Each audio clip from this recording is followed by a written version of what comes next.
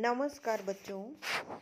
आज हम पढ़ेंगे 11वीं कक्षा की हिंदी की पुस्तक अंतरा में संकलित रांगे राघव जी द्वारा लिखी गई कहानी गूंगे, जो कि एक ऐसे बालक की कहानी है जो जन्म से ही गूंगा और बहरा है, जिसे समाज में रहते हुए मुश्किलों का सामना करना पड़ता है, कई प्रकार की यातनाएं सहनी पड़ती हैं। ऐसे ही विकलांगों के लिए यह कहानी लिखी गई है। रांगे राघव जी का इस कहानी को लिखने का क्या उद्देश्य है, ये देखते हैं और इसके साथ साथ इस पाठ का सार करेंगे और फिर इसके प्रश्न उत्तर करेंगे। तो चलिए देखते हैं रांगे राघव जी का इस कहानी को लिखने का क्या उद्देश्य है। रांगे राघव विकलांगों की बेबसी, मजबूरी और सामाजिक उपेक्षा को पाठकों के सामने रखना चाहते हैं।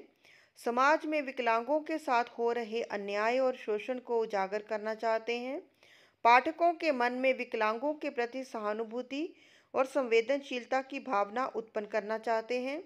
समाज में लोगों को विकलांगों के साथ सामान्य व्यवहार को करने के लिए प्रेरित करना चाहते हैं, ताकि यह लोग समाज से अलग थलग ना रहें। लेखक के अनुसार सामर्थ्यवान व्यक्ति जो अन्याय के खिलाफ बोल सकता है परंतु चुप रहकर मूक दर्शक बना रहता है, ऐसा व्यक्ति गूंगे के समान है। कहानी के पात्र देखते हैं। गूंगा जो इस कहानी का मुख्य पात्र है। चमेली गूंगे को अपने पास रखने वाली औरत जो उस पर दया करती है और अपने घर में नौकर रख लेती है। चमेली का पति रहता है।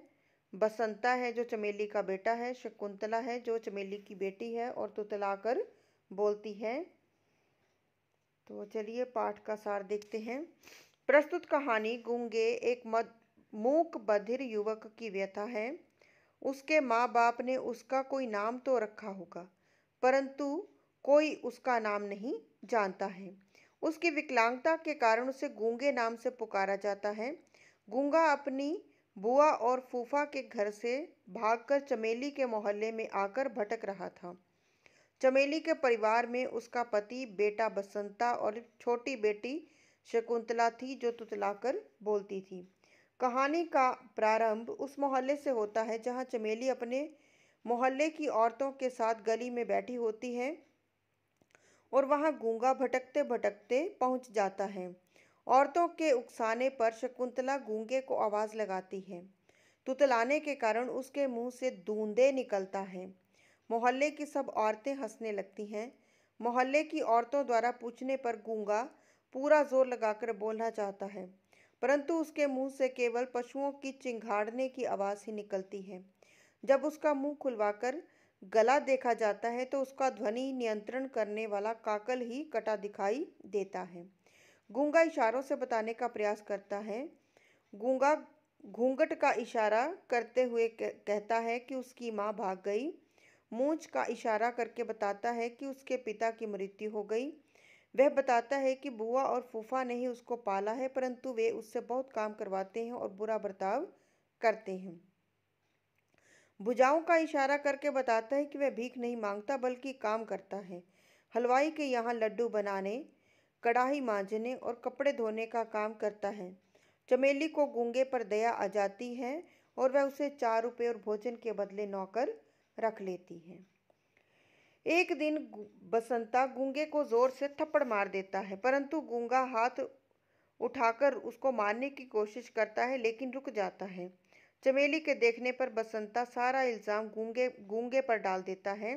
असहाय गूंगा चमेली को सब बताने का प्रयास करता है, परंतु उसकी कोशिश नाकाम रहती है क्योंकि चमेली कुछ भी समझ नहीं पाती है। चमेली के पीटने पर गूंगा उसका हाथ पकड़ लेता है। चमेली को ऐसा लगता है कि जैसे उसके पुत्र ने ही उसका हाथ पकड़ा हो। चमेली को उस पर दया आ जाती है और वह सोचने लगती है कि भूख इंसान से क्या क्या करवाती है, उसको क्या क्या बना देती है। इस घटना के पश्चात जब चमेली उसके लिए बासी रोटी लेकर जाती है तो गूंगे की आंखों में आंसू और पक्षपात का भाव दिखाई दे रहा था, जो कि चमेली ने बसंता के अपराध को अनदेखा करके किया था। उसकी आवाज़ पशुओं की सी थी, परंतु उसमें मानव के सारे गुण विद्यमान थे। एक दिन चमेली ने उस पर चोरी का आरोप लगाते हुए पूछा कि तूने चोरी क्यों की है, परंतु गूंगा कुछ बोल ना सका। तो चमेली ने समझा कि उसने अपना चोरी का अपराध स्वीकार कर लिया है। चमेली ने उसे चोर, बदमाश, मक्कार, गंदी नाली का कीड़ा और कुत्ते की दुम तक कह दिया, जो कभी सीधी नहीं होने वाली थी, और गूंगे को घर से बाहर निकाल दिया। गूंगे के बहरा होने की वजह से उसकी कोई बात सुनाई नहीं दे रही थी कि वह क्या बोल रही है। उसे केवल यह समझ आ रहा था कि मालकिन नाराज है और घर से बाहर निकलने का इशारा कर रही है। चमेली को एकाएक समझ आता है कि वह व्यर्थ ही गूंगे को अपशब्द कह रही है, क्योंकि गूंगा ना तो सुन सकता है और ना ही बोल सकता है। गूंगे के घर से निकल जाने के बाद शकुंतला और बसंता चिल्लाते चिल्लाते घर आते हैं और चमेली को बताते हैं कि गली के लड़कों ने गूंगे का सिर फाड़ दिया है। चमेली ने जब देखा तो उसके सिर से खून बह रहा था और वह दरवाजे की दहलीज पर सिर रखकर कुत्ते की तरह चिल्ला रहा था। चमेली गूंगे की दशा देखकर सोचती है कि आज समाज में गूंगे अनेकों रूपों में हैं। जो व्यक्ति अन्याय देखता है और चुप रहता है, अन्याय और शोषण के खिलाफ आवाज न उठाने वाला, विचार होते हुए भी उन्हें प्रकट न करने वाला व्यक्ति गूंगा ही है। इन सब के चुप रहने और ना बोलने वाली असमर्थता ही इन्हें गूंगा बना देती है। लेखक मानता है कि गूंगा संसार के उन सब और विवेकशील व्यक्तियों का प्रतीक है जो उचित अनुचित का विवेक रखते हैं, प्रतिहिंसा, न्याय और अन्याय को समझते हैं, परंतु फिर भी बोल नहीं पाते हैं क्योंकि उनकी आवाज़ दबा दी जाती है। लेखक के अनुसार सामर्थ्यवान व्यक्ति जो अन्याय के खिलाफ बोल सकता है परंतु चुप रहकर मूक दर्शक बना रहता है, ऐसा व्यक्ति गूंगे के समान है। तो चलिए प्रश्न उत्तर करते हैं। पहला प्रश्न है, चमेली को गूंगे ने अपने बारे में क्या क्या बताया और कैसे? उत्तर है, गूंगे कहानी एक मूक बधिर युवक की व्यथा है। गूंगा ना बोल सकता है और ना ही सुन सकता है। गूंगा इशारों से सबको बताने का प्रयास करता है। घूंघट का इशारा करके वह बताता है कि उसकी माँ भाग गई। मूंछ का इशारा करके बताता है कि उसके पिता की मृत्यु हो गई है। वह बताता है कि उसे उसके बुआ और फूफा ने पाला है, परंतु वे उससे बहुत काम करवाते थे और बुरा बर्ताव करते थे। गूंगे ने इशारों से चमेली को हाथ फैलाकर बताया कि वह भीख नहीं मांगता। भुजाओं पर हाथ रखकर इशारा किया कि मेहनत का खाता हूँ। पेट बजाकर उसने बताया कि ये सब पेट भरने के लिए करता है। हलवाई के यहाँ लड्डू बनाने, कढ़ाई मांजने और कपड़े धोने का काम करता है। चमेली को गूंगे पर दया आ जाती है और वह उसे 4 रुपये और भोजन के बदले नौकर रख लेती है। दूसरा प्रश्न है, गूंगे की कर्कश काएं काएं और अस्फुट ध्वनियों को सुनकर चमेली ने पहली बार क्या अनुभव किया? उत्तर है, गूंगे की कर्कश काएं काएं और अस्फुट ध्वनियों को सुनकर चमेली को उस पर दया आ गई। गूंगे ने भुजाओं से इशारा करके बताया कि वह भीख नहीं मांगता बल्कि काम करता है। वह उसे 4 रुपये और भोजन के बदले नौकर रख लेती है। तीसरा प्रश्न है, गूंगे ने अपने स्वाभिमानी होने का परिचय किस प्रकार दिया? गूंगे ने इशारों से चमेली को हाथ फैलाकर बताया कि वह भीख नहीं मांगता। भुजाओं पर हाथ रखकर इशारा किया कि मेहनत की खाता हूँ। पेट बजाकर उसने बताया कि वह ये सब पेट भरने के लिए करता है। हलवाई के यहाँ लड्डू बनाने, कढ़ाई मांजने और कपड़े धोने का काम करता है। चमेली को गूंगे पर दया आ जाती है और वह उसे 4 रुपये और भोजन के बदले नौकर रख लेती है। चौथा प्रश्न है, मनुष्य की करुणा की भावना उसके भीतर गूंगेपन की प्रतिछाया है। कहानी के इस कथन को वर्तमान सामाजिक परिवेश के संदर्भ में स्पष्ट कीजिए। उत्तर है, मनुष्य की संवेदनशीलता और मनुष्यता ही दूसरों के प्रति उसके मन में दया और सहानुभूति की भावना पैदा करती है। आज की भागदौड़ भरी जिंदगी में मनुष्य आत्म केंद्रित होता जा रहा है। वह अपने सामने गलत होते हुए देखकर भी चुप रहता है, अन्याय और अत्याचार पर कुछ नहीं बोलता है, मूक दर्शक बना रहता है। वह दूसरों की उलझनों में फंसना नहीं चाहता है। आज के मनुष्य की संवेदनशीलता केवल अपने तक ही सीमित रहकर सीमित होकर रह गई है। इस प्रकार गूंगे के प्रति करुणा का भाव वास्तव में हमारे भीतर की व्यवस्थाओं के प्रति करुणा का भाव है। हम सभी भीतर से कहीं न कहीं पर अपने आप को गूंगे की तरह विवश पाते हैं। पांचवा प्रश्न है, नाली का कीड़ा, एक छत उठाकर सिर पर रख दी फिर भी मन नहीं भरा। चमेली का यह कथन किस संदर्भ में कहा गया है और इसके माध्यम से उसके किन मनोभावों का पता चलता है? उत्तर है, गूंगे को बिना बताए घर से भाग जाने की आदत थी। उसकी इस आदत से चमेली को एक दिन क्रोध आता है और वह सोचती है कि उसने गूंगे को रहने की जगह दी, रोटी दी, फिर भी उसका मन नहीं भरा और वह बिना बताए भाग गया है। चमेली को लगा कि गूंगे ने बिना बताए भागकर उसकी ममता का अपमान किया है, इसलिए चमेली उसे यह कठोर शब्द कहती है कि जो कि गूंगे के प्रति सहानुभूति के सूचक हैं। छठा प्रश्न है, यदि बसंता गूंगा होता तो आपकी दृष्टि में चमेली का व्यवहार उसके प्रति कैसा होता? उत्तर है, यदि बसंता गूंगा होता तो उसके प्रति चमेली का व्यवहार प्रेममयी और करुणामयी होता। वह उसके ऊपर कभी हाथ नहीं उठाती बल्कि उसे प्यार से समझाती। गूंगे के साथ वह जैसा व्यवहार करती बसंता के साथ कभी ना करती। सातवां प्रश्न है, उसकी आंखों में पानी भरा था जैसे उनमें एक शिकायत थी, पक्षपात के प्रति तिरस्कार तिरस्कार था, क्यों? एक दिन बसंता गूंगे को जोर से थप्पड़ मार देता है परंतु गूंगा हाथ उठाकर उसको मारने की कोशिश करता है लेकिन रुक जाता है। चमेली के देखने पर बसंता सारा इल्जाम गूंगे गूंगे पर डाल देता है।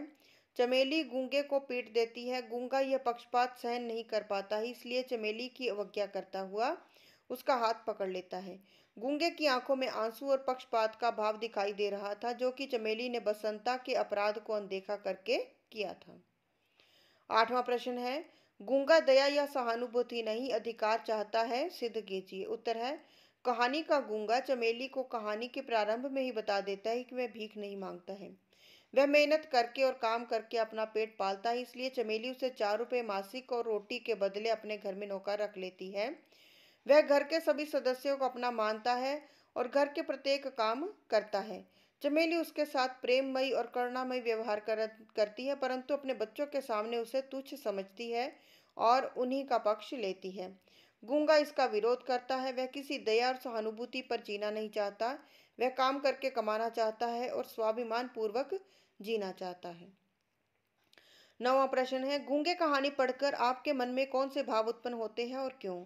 उत्तर है, कहानी को पढ़कर हमें विकलांगों की बेबसी, मजबूरी और सामाजिक उपेक्षा, समाज में विकलांगों के साथ हो रहे अन्याय और शोषण के बारे में पता चलता है। सामर्थ्यवान व्यक्ति जो अन्याय के खिलाफ बोल सकता है परंतु चुप रहकर मूक दर्शक बना रहता है, ऐसा व्यक्ति गूंगे के समान है।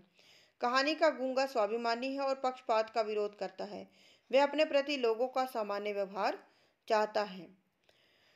10वां प्रश्न है, गूंगे में ममता है, अनुभूति है और है मनुष्यता। कहानी के आधार पर इस वाक्य की विवेचना कीजिए। उत्तर है, गूंगा चमेली के परिवार को अपना परिवार समझता है। वह चमेली और उसके बच्चों की मार खाकर भी चुप रहता है, उन्हें हानि नहीं पहुंचाता है। गूंगा जब भागने की गलती करता है तो चमेली की डांट, मार और गालियां चुपचाप सहन कर लेता है क्योंकि उसमें ममता है। वह चमेली की ममता को अनुभव कर सकता है। उसमें विवेक है क्योंकि वह बसंता से मार खाकर भी चुप रहता है। ताकतवर होते हुए भी वह बसंता को नहीं मारता है। 11वां प्रश्न है, कहानी का शीर्षक गूंगे है जबकि कहानी में एक ही गूंगा पात्र है। इसके माध्यम से लेखक ने समाज की किस प्रवृत्ति की ओर संकेत किया है? उत्तर है, कहानी का मुख्य पात्र गूंगा है तथा कहानी गूंगे के आसपास ही घूमती है। चमेली का व्यवहार गूंगे के प्रति ममतामयी और करुणापूर्ण है परंतु वह भी गूंगे के साथ पक्षपात करती है। मोहल्ले और गली के लड़के गूंगे को मारते पीटते हैं और उसके साथ कठोर व्यवहार करते हैं। इसके साथ साथ लेखक ने बताया है कि केवल वही गूंगा नहीं है बल्कि वह लोग भी गूंगे और बहरे हैं जो समाज में विकलांगों के साथ हो रहे अन्याय और शोषण पर चुप रहकर मूक दर्शक बने रहते हैं। 12वां प्रश्न है जो कि अंतिम प्रश्न है, निम्नलिखित पंक्तियों का आशय स्पष्ट कीजिए। कैसी यातना है कि वह अपने हृदय को उगल देना चाहता है किंतु उगल नहीं पाता है। उत्तर है, कहने का भाव यह है कि गूंगे के साथ हो रहे पक्षपात, शोषण और अत्याचार के खिलाफ वह अपनी भावनाएं प्रकट करना चाहता है। वह पूरा जोर लगाकर अपने हृदय की प्रत्येक बात को निकाल देना चाहता है, परंतु वह गूंगा होने के कारण बेबस है, मजबूर है। क्योंकि वह बोल नहीं सकता, इसलिए वह केवल चिंगाड़ कर ही रह जाता है और पशुओं की तरह कराहने को मजबूर है। दूसरा है, जैसे मंदिर की मूर्ति कोई उत्तर नहीं देती, वैसे ही उसने भी कुछ नहीं कहा। उत्तर है, कहने का भाव यह है कि मेहनती और ईमानदार गूंगे पर जब चमेली चोरी का आरोप लगाते हुए पूछती है कि तुमने चोरी की है या नहीं, तब गूंगा कुछ नहीं बोलता है, क्योंकि वह चाहकर भी कुछ बोल नहीं सकता और वह अपने आप को निर्दोष साबित करने के लिए असमर्थ है। इसलिए वह मंदिर की मूर्ति की तरह मौन रहता है, कुछ नहीं बोलता है। तो बच्चों, ये थी रांगे राघव जी की कहानी गूंगे, पाठ का सार और उसके प्रश्न उत्तर। उम्मीद है मुझे कि यह वीडियो आपको अच्छा लगा होगा। यदि आपको मेरा वीडियो अच्छा लगा तो आप इसे लाइक करें, शेयर करें और मेरे चैनल को सब्सक्राइब करें। जय हिंद।